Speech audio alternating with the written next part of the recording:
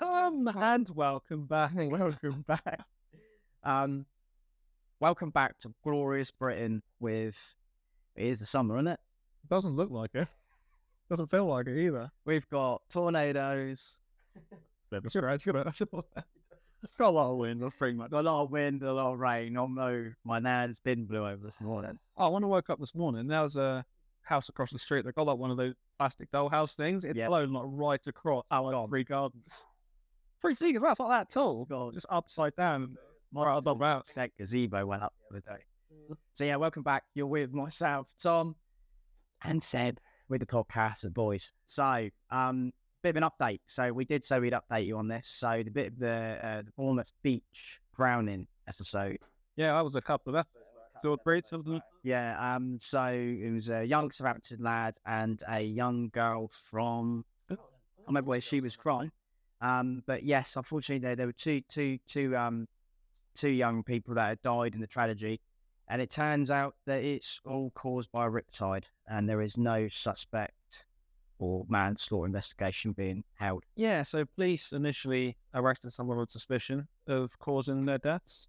How they've reviewed the evidence and said that these people were actually killed in a riptide, and not by this man that they initially took into custody.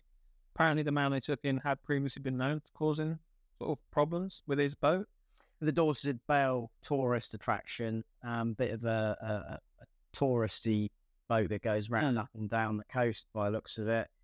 He was originally arrested in relation to causing the death, and then obviously later in further investigation, obviously I think when they had the coroner's report and everything like that, and then obviously other witnesses must have come to it, they then found that actually he had nothing to do with it. However, they do reckon he did cause a couple of problems earlier on, which I imagine would have been with the craft and the amount of people there would have been on that very hot day. It does seem like it, yeah. But at least there's finally some news to put to rest for both of the young people. Very sad, and it's not something that you want to see or hear about on the beaches, especially when it's a nice hot day and there's thousands of people taking to the beaches in the UK. Oh, I can imagine it was pretty busy on that day. It's also kind of nice to see more coverage on the event that actually happened as well. Yeah, as we even said in the episode, we were expecting no to hear anything. Exactly, yeah. It's good to see there's something to come back of it, and that's basically all we can really touch on that one. Yeah, they've not really released any other information about how the people got into the water or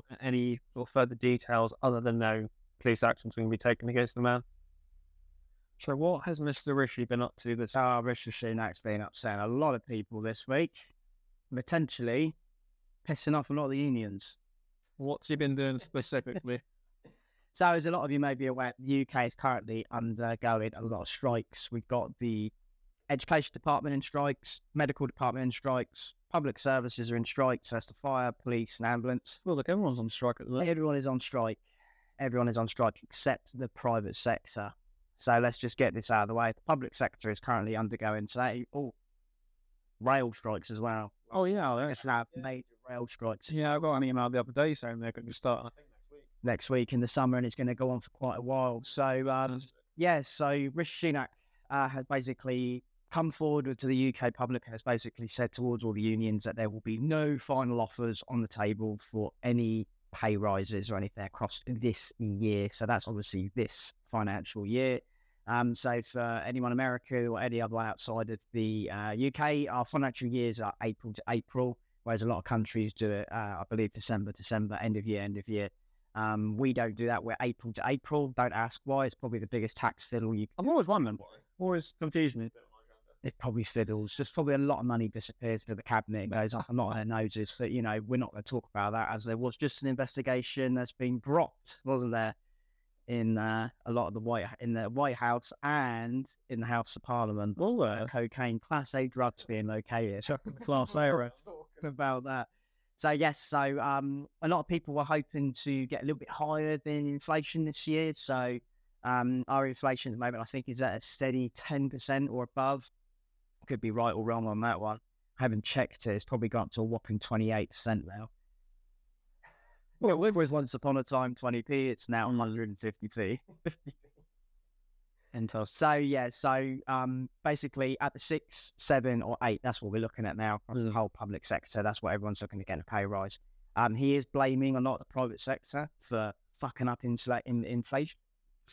Inflation because of us getting pay rise in the private sector. I mean, have you had a pay rise this year? I don't think I have had this year. No. But the weird thing is about the whole private sector is that that's kind of the point of the private sector, no? Isn't that kind of the idea? That was the whole point. The whole point. Kind of the idea of being in the private sector. The whole point was when Maggie Thatcher, back in her remarkable days of making everything fucking private, it was going to take a lot of pressure off of the public's pay, the taxpayer, by making a lot of the utilities and everything a private sector. Us private sector utility workers, absolutely everything's been raped of us, to the point where we have no yards anymore. But we're not going to get into that. So so teachers, nurses, doctors, you're not allowed to pay rise because of private sector. Rishi, I don't think that's how it works, mate. Well, I don't know, but he seems to think it does. And the thing is, he's not going to actually take the money from the public or from taxes or anything. And guess where he's going to get the money from? Where's that? So, you want to get a working visa. Let's say you're from Malaysia. You're going to come work in the UK because you want a fantastic opportunity to come work for the NHS. You want to be a doctor eventually, okay? Right, your working visa. You have to pay a surcharge on that working visa towards the NHS. Right. So hold you there, right? Also, when you're working here, you'll pay tax. Your national insurance. Yes. Which goes towards the NHS. Yes. So, he is going to ask more money from £640 to £1,000 now for an application for a working visa and for studying visas here and everything like that, for them to pay more tax. And that's where this tax levy is going to come from. Where the money is going to be coming from. Basically, the foreigners should be paying more. So he's kind of doubling that money. That seems odd, doesn't it? Well, what's it going to do? Surely it's just going to de-incentivize people to come over, right? Exactly. He would say, why do you think more and more people are now going towards places like Australia, Germany? And then I'm sure he'll be talking in 2 months' time about how no one wants to come over. What this is part of his pledges, isn't it? His what I want to do. I want to fix the NHS. I want to fix the boats coming over. He's got less than a year for a new election, I believe. I think right now we're at the point where Rishi is starting to struggle. It does seem like he is trying to win so much of the Conservative. I mean, he's looking very tired. Do you know what? I've never honestly heard anyone say a good word about him. The man was good when he was at the back of the pic. When you looked at the photos, he was good when he was to the side. Now he's got all of his other lizards up there, breathing down his neck. We need this. This needs to be done. Public, we're not going to get next year's vote. We're not going to get this. The Conservatives are now at a point where they're dying within the public trust, like the million. I'm a Conservative man. I voted Conservative a few times. I haven't voted every time because I've not been happy with every decision. But if I never voted, who do I vote? Do I go Labour, Lib Dems, Green Party? It's one of the last parties that are for the people. It's very hard. Very hard when it comes to voting as well with things like this, because it always feels like a lot of the time you're just voting for the best of a bad situation. And this is all that's happened. Yeah. And that's essentially where we are at the moment. The public have demanded that the NHS needs help. The public have demanded that we need to stop the boats. Okay, that's all good, but let's just remember we come out of COVID. Wasn't there like 30 billion something that went written off from COVID? And then there was obviously the debt we managed to wipe off as well. And then, there was also the contracts for PPE. Where's all that gone? Where's all of those billions gone? Yeah. Sounds like you are, doesn't it? That we need to get back. And then obviously we had like the furlough the pay. We gave everyone furlough. Yeah, I remember. Loads of builders have got like 12 grand. 20 grand they claimed up to in the UK. Like they've claimed up to for not working. But they're still working as well. Not saying. But, where did that go? Where's that gone? So that money has now gone with all of their new garden patio sets, beer garden they've got, but like that money had to have gone somewhere, and that was just one. That was hundreds of workers. Yeah, of course. Then obviously we lost a lot of our, due to Brexit during that time as well, we lost a lot of our European truck drivers that work in this country. Yeah, so we then had the truck problem, the lorry problem. I do remember that. And we've still got that. We've still got a channel problem with the crossing chaos. So Rishi's at a point of strain. It does seem like it. It does seem like he's on his last legs a little bit. Like, I don't think he's got a whole lot left to give. He keeps coming up with these ideas, but I don't honestly think he's going to be around to see them through. You said this last episode. I personally don't think he'd be around to see for the NHS thing as well. I mean, you can't the miraculous idea 2 weeks ago of the NHS being boosted with an extra load of apprentices, junior doctors. You do. I mean, they're still on strike, junior doctors. They're not happy with what they've been told. They've basically been told, no, you can't. No, they can't go on strike no more. The unions have been told, no, 6.5%, no more. Interesting. He's a very clever man. He's a very clever man. Money. He has his own money. Let's not forget. Oh, yeah, he's not. So, he's pissing off a lot of people. He's pissed off the union this week. Yeah. Seems like every week he's pissing someone off. Apart from Zelensky. He just keeps giving him ammunition, war. Loves Zelensky, don't he? Funding. So, and a lot of people are coming up now. A lot of people are seeing this on Sky News in the comment sections. Why is our money going over there? Does seem like a lot of money as well. Put it into the NHS. You think what you could do with the NHS? Pump it into the UK border agency. Yeah. So, as much as he's listening, he's about 8 months behind listening. It almost seems like he's trying to come up with any idea that doesn't involve spending any actual money. Yeah. It's just kind of weird. It seems like he's quite happy to throw money at Ukraine or sort of anywhere else. But when it comes to sorting the NHS out, he's like, oh, no, I've got an idea.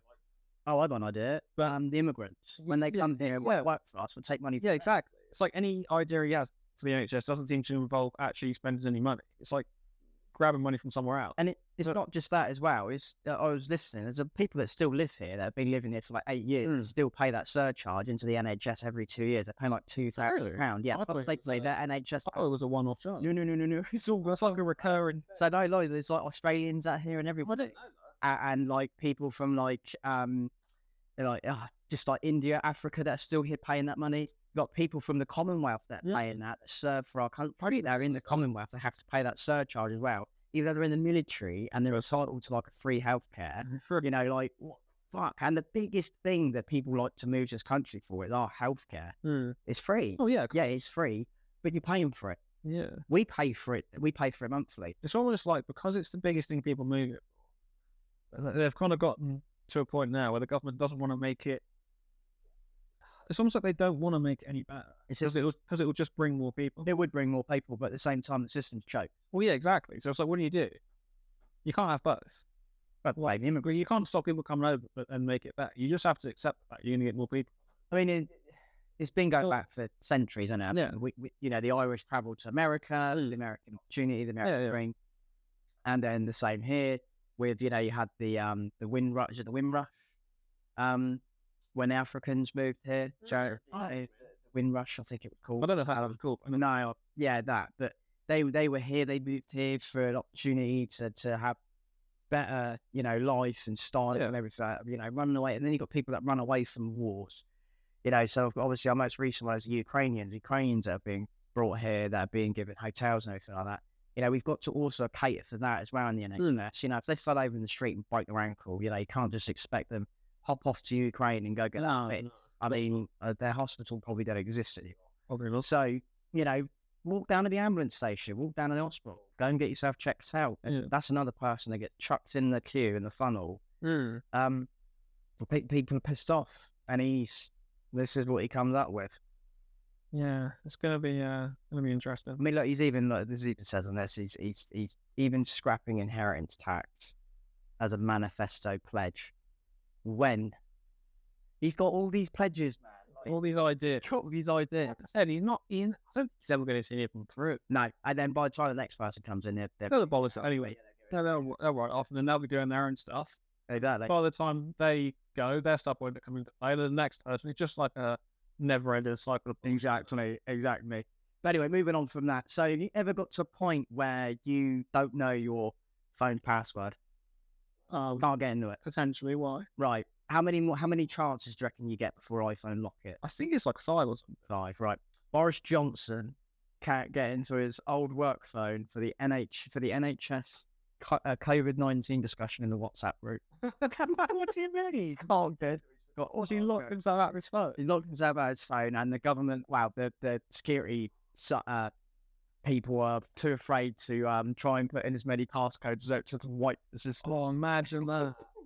He got to see him, and he's forgive me. Forgive me, I seem to have forgotten my password. Imagine that. It's fucking brilliant. I mean, the man's class. You've also got to think, someone like that, he shouldn't really be the only one who knows that password. Oh, he probably got it. Like you would think. Like, he shouldn't be the only one who knows that password.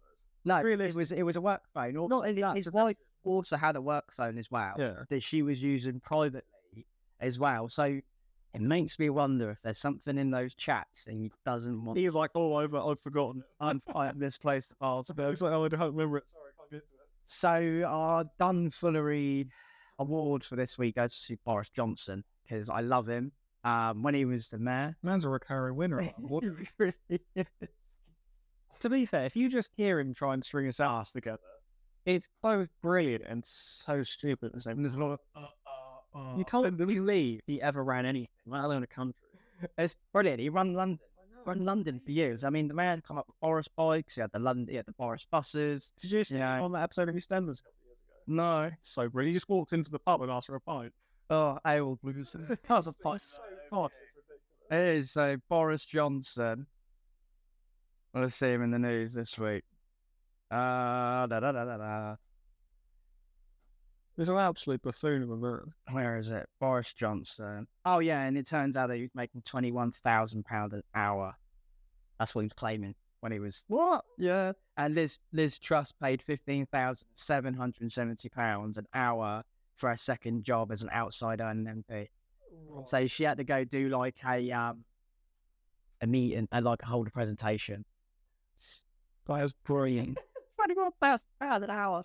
Yeah, they disclosed all of their information. So yeah, absolutely. But they are the security sector are claiming that they could soon have access to the phone. Apple, we're not allowed to help with the password. Well done, Apple. No, they're not. They can't even help with a murder. You know what? I like the fact that they stand by that rule because they can't just chop and change who they do it for. No, of course. I mean, even if it's a matter of security. I remember a couple of years ago. Do you remember the Las Vegas shooting? Yeah, they wouldn't even have the sheriff's department get into that. I don't think help that. In certain situations, it's not ideal they won't help. But if they're going to make a rule, they should stand by it. But this is it. You tick a T's and C's, don't you, when you go with them? And they do the same with you. The problem is, if they're just going to start doing it for whoever they choose to, then there's no real security, is there? There is no real security. Because you have no way of knowing. And it's a fantastic... I'm not being funny. It's one of the most impeccable security system ever because you physically cannot break it. No, that's the thing though. It's like there's no way of knowing from anyone's perspective. Apple can just unlock your phone exactly for no reason other than the fact they want to. And always get a longer PIN number than just 4. Oh yeah, always go more than 4 because if you think about it, it's 9,999 chances of getting into it. So all it'd take is I don't know how many days. It's probably years to get into that. Wow. But always go with a higher code. Well, if you were to do a brute force attack and you were able to get around the rate of being locked out your phone, exactly, you could do that within a few minutes. Well, that's what I'm saying. It's the rate limit that iPhone got. Yeah, brilliant, isn't it? That's what makes it. Yeah.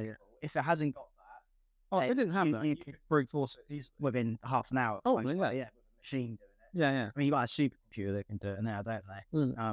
But that's what we're saying. So, like with things like that, if you are a criminal out there, always go just lock the phone. Just literally lock it. They can't touch it, and don't ever put anything on your fucking SIM card.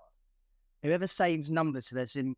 Yeah, that's weird, isn't it? Never got that. You can do a SIM card lock. Who's done? I don't think that's been a thing since like 2005. No, but it still offers it. You've done it when you. I don't know. I've never even noticed. Yeah, when I got the work phone, it was like, "Do you want to save these numbers to the SIM card?" I was like, "What?" You can only ever save about 10 as well. Yeah, it's like dire in emergency. Yeah, my dealer.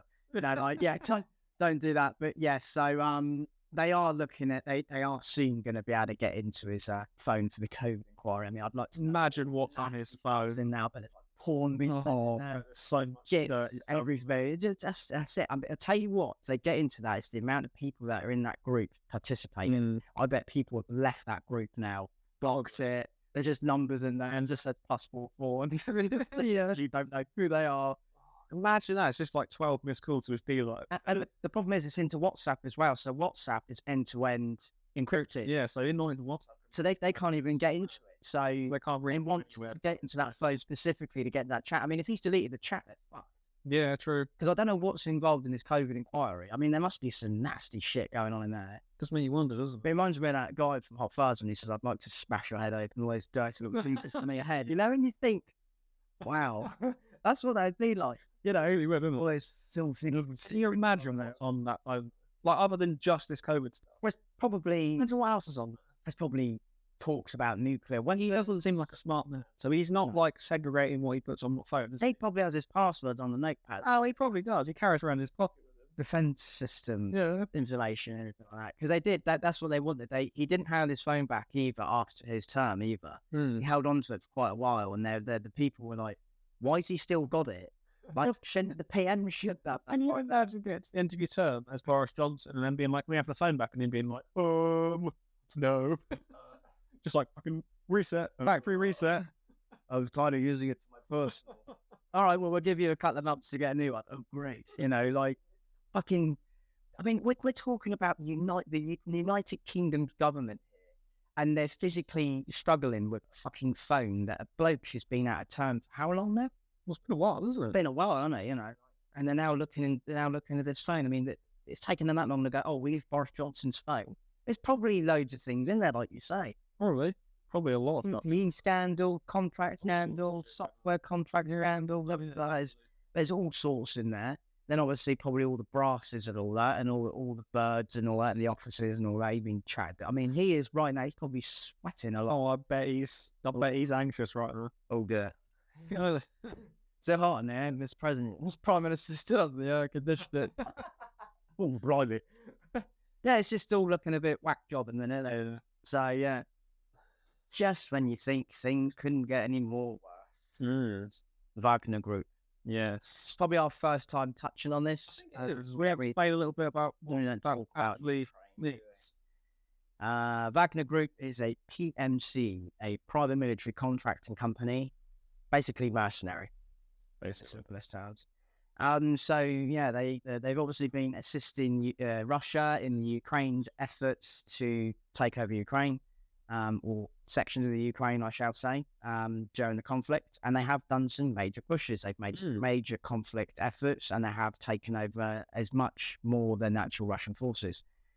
However, they did have a bit of a turntable, didn't they, the other day? Yes. And Wagner Group ended up going in towards Russia, towards Moscow, to overthrow the government. Whether or not the overthrow bit's true or not, we don't know. And then they did a quick, swift return, with the owner of the Wagner Group being exiled to Belarus.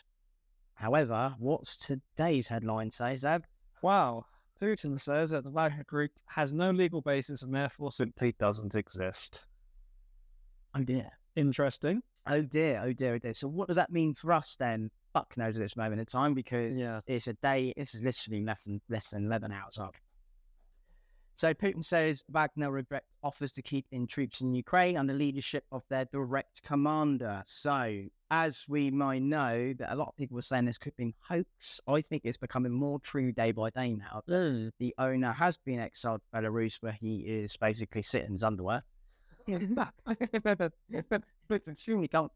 Yeah. I suspect he's had the shits daily though. Probably. So yeah, Russian President Vladimir Putin said that the Wagner private military company simply doesn't exist, as it's a legal entity. In comments adding to a series of efforts, bizarre twists that have followed the group's absorptive revolt last month. Oh dear. So yeah, the 23-year-old reign, the 23-year rule amid the war in Ukraine. So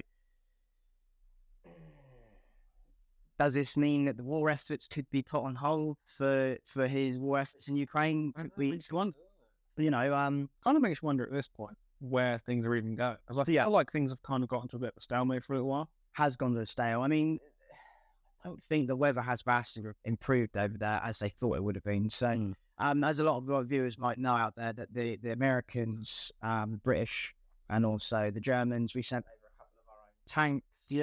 in the NATO's effort to supply Ukraine. They didn't kind of go to plan on trial. They kind of got stuck in the mud. Yeah, they did. But the Russians' tanks are getting stuck as well, and that's why they're now mobilising by foot a lot of it. And I think harsh winter is starting to come to reality with Russia over there, that they fucked up big time. Yeah. I mean, we're going to get on to it now.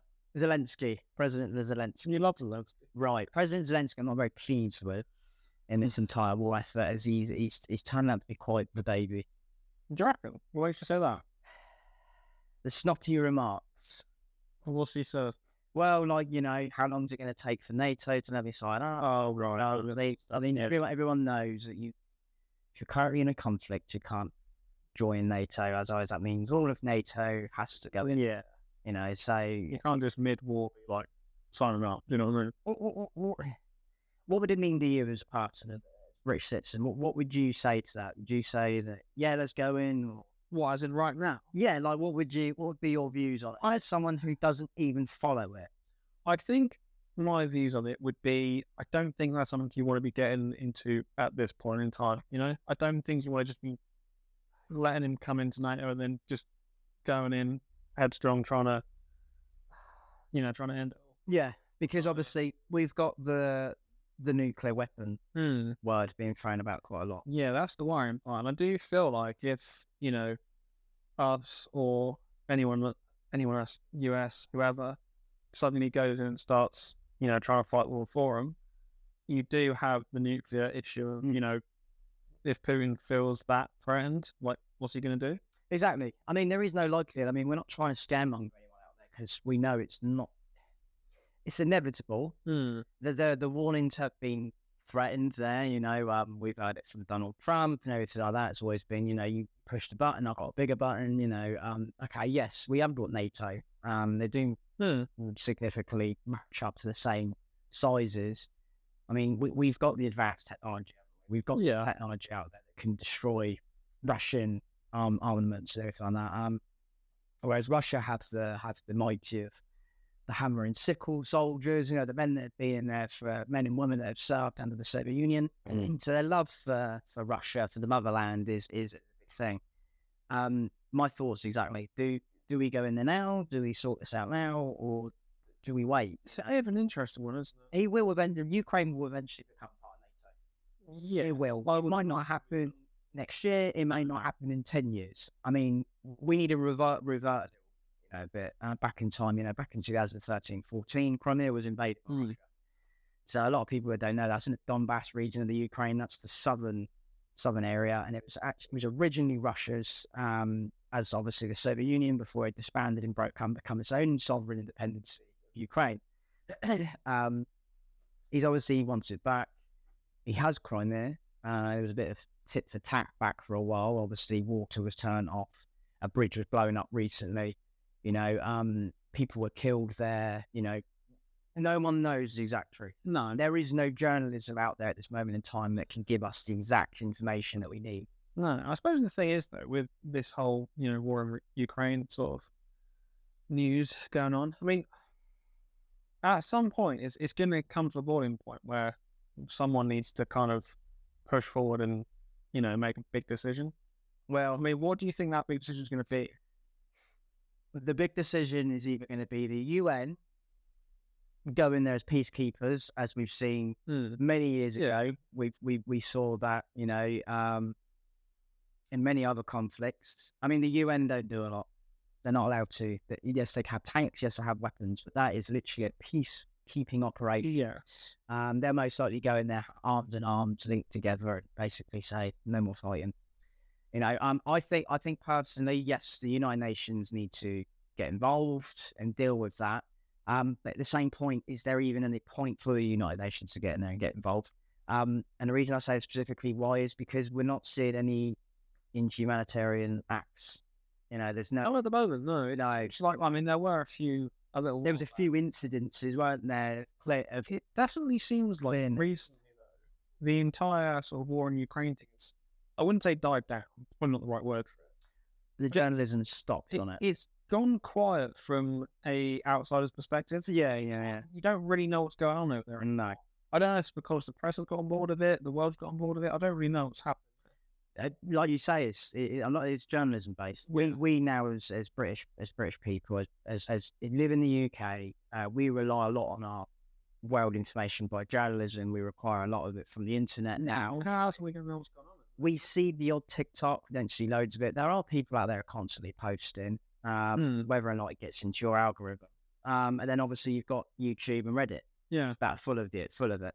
You know, all you see is the battles. I mean, we saw at the early beginnings of this newer conflict of when he went into Ukraine. We saw ICBM nukes being driven around, lorries, everything. And where did they go? We don't know where they went. We saw the convoys were stuck. Then the convoys were moving. And then the latest news that we've got now is the US giving Ukraine cluster bombs, which are not very frowned upon under the Geneva Convention. You know, we've refused to give any.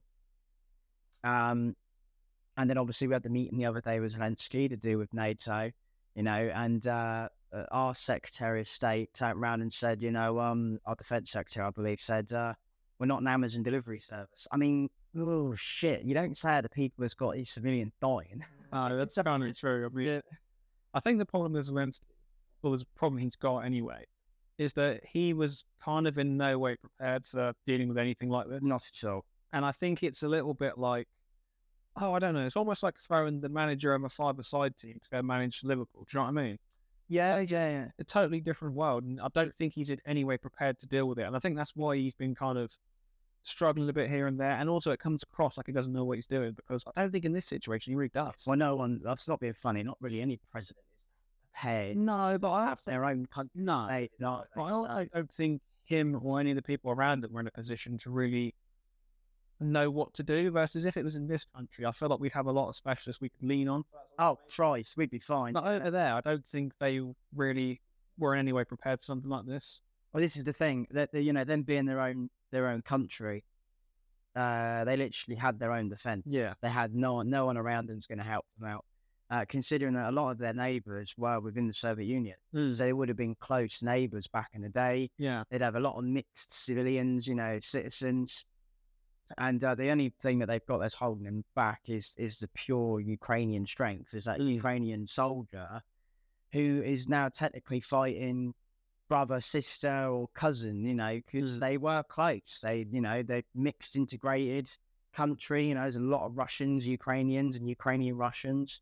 You know, so close neighbours as well. It was a country that you could potentially just walk over the border, and 1 minute, it's still like home. You know, it's no different. You know, no one's helped them. We've helped them. We've given them stuff. You know, Poland have massively helped out by having them trade across the border, give them aircraft, teach them how to fly them, and everything like that.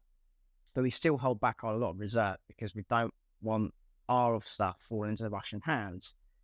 And it's sad to see that, because it's kind of like, if you could, I don't know, if you saw a village of people and you didn't want to help them, but you gave them guns, but you didn't want to give them a certain gun that you knew would kill them all. Yeah. But you gave them, I don't know, like a bow and arrow or a crossbow. That's what that's kind of like. Yeah. It's like, we can't give you the new technology because we worry that you're going to lose it. They're kind of giving you enough to make it look like we're helping. Exactly. I mean, when we left Afghanistan and Iraq and all that, a lot of our equipment we blew up and destroyed, or destroyed certain equipment on it, so they couldn't be used, or they couldn't use the equipment on it. And that was most likely the communications and some of the armaments and everything like that.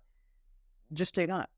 Just do that. I mean, it's looking quite bad now, obviously, but this could be a good stage, couldn't it? Could the Ukrainians take back what the PMC have done? Like him now saying that they're no longer lead. I mean, his troops were probably his troops go to other PMCs now. I would imagine so. Yeah. I mean, they're 20,000 strong, I believe. Ridiculous. Quite a lot of people.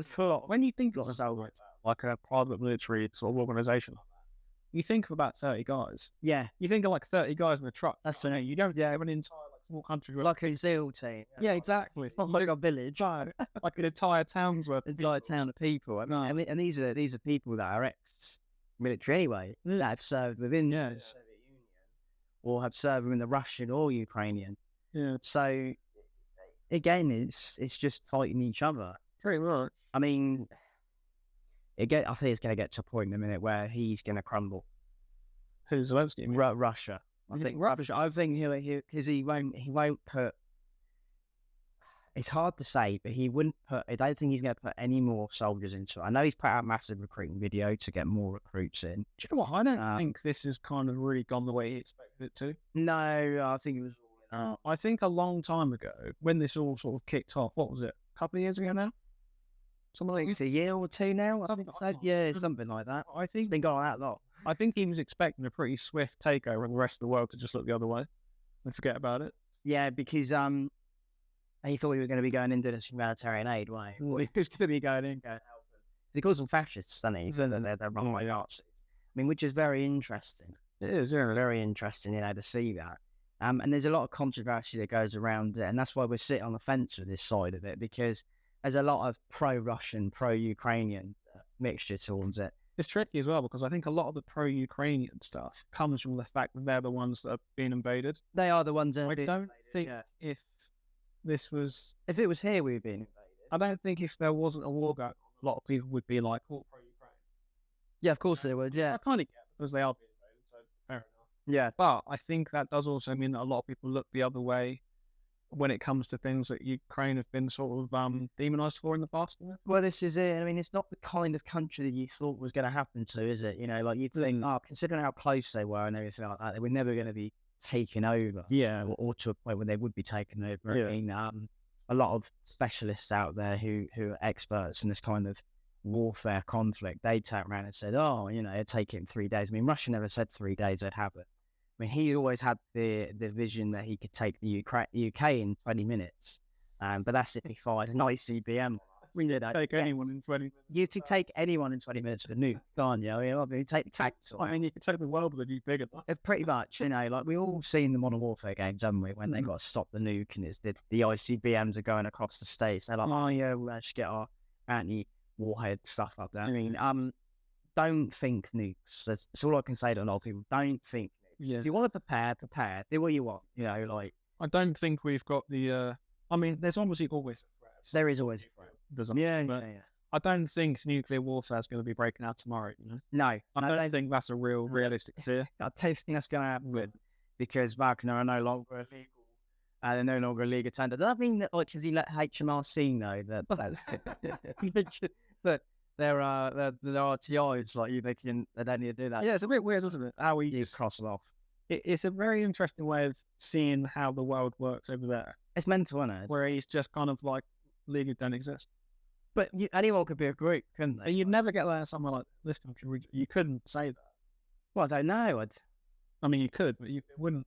I mean, we got lots of PMCs in this country, but they're not like that big. They're small operation groups, like you said. They are literally operators, and they get 5 guys. It's not like a small town. No, not like a full-on village of people. They could take on the whole world. But they've got tanks and everything. Yeah, we probably have Land Rovers, open-top Land Rovers, 30 cows and 50 cows on the back. That's still even a limit. Yeah, we have to elsewhere. But yeah, you're talking about whole CIA.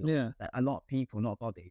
So this is a group that are no longer legal. So we're now starting to see maybe a bit of a crumble in their organisation. Yeah, I mean, he's not looking pretty proud in that picture, is he? No, I mean, I think if he's also saying they're no longer a legal entity, it kind of throws into question a little bit. Anything they've ever done can be kind of demonised, being like, didn't sanction that. You know what I mean? They're not. Of course, now they're not. They're not a legal entity. They never were. No, that's kind of where Putin's. Of course it is, yeah. So now they commit a war crime and everything like that. What does that need? Well, he can just kind of be like, not me, they're not down to them. They're not a legal entity. I don't have any rule. Hey, a good point there. Yeah, that's exactly it. So we could now start seeing like an organisation that could be going a little bit out, or they could end up Ukrainians. Ukraine's like, that'd be very weird. Imagine that. It'd be very odd.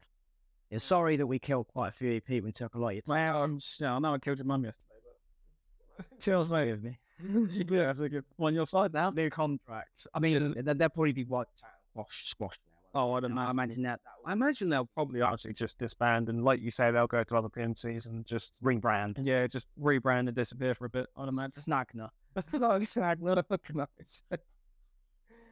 anyway, so we're gonna leave that there this week because that's enough topic this week. It was my birthday during the week, so we're now going out to the pub. We are. I'm gonna go and enjoy a couple of beers. Yeah, we're going to go have a few drinks. And get a few drinks, not get too dangerously bad because we've all got a birthday to go to tomorrow as well. Oh, yeah, you don't want to turn up to your son's birthday hangover. Bounty council.